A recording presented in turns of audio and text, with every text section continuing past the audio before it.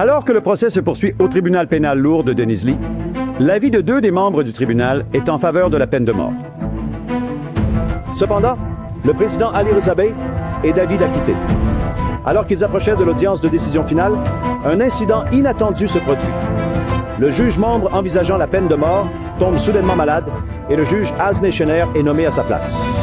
Avec ce développement, une condamnation à mort absolue se transformera en acquittement.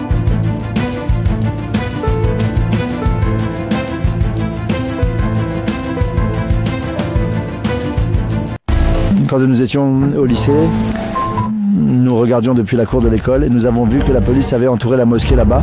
Il y avait des policiers, des gendarmes et des agents de police. Ils emmènent cela vers le gouvernement. Nous voyons à une distance d'environ 50 ou 60 mètres depuis la cour de l'école. À ce moment-là, je venais de passer en 2e année de lycée. Donc ils ne nous ont pas emmenés alors parce que nous n'étions pas si intéressés. Nous visitions occasionnellement. Ils ont pris ceux qui étaient étroitement impliqués dans cette affaire, comme Mehmet Faiz Efendi, Haji Jamin Efendi et d'autres.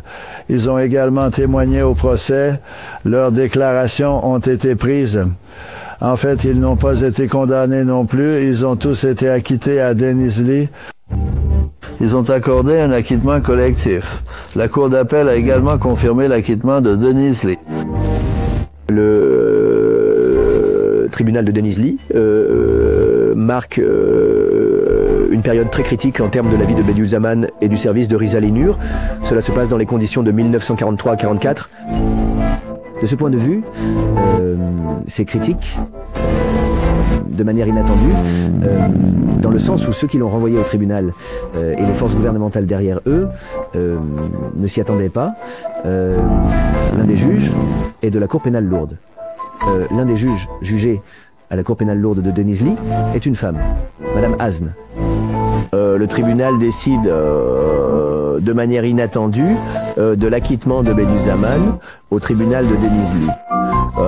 C'est un seuil très critique, donc je veux dire en termes de service de Rizal Nur et de la diffusion de la collection Rizal Nur en Anatolie.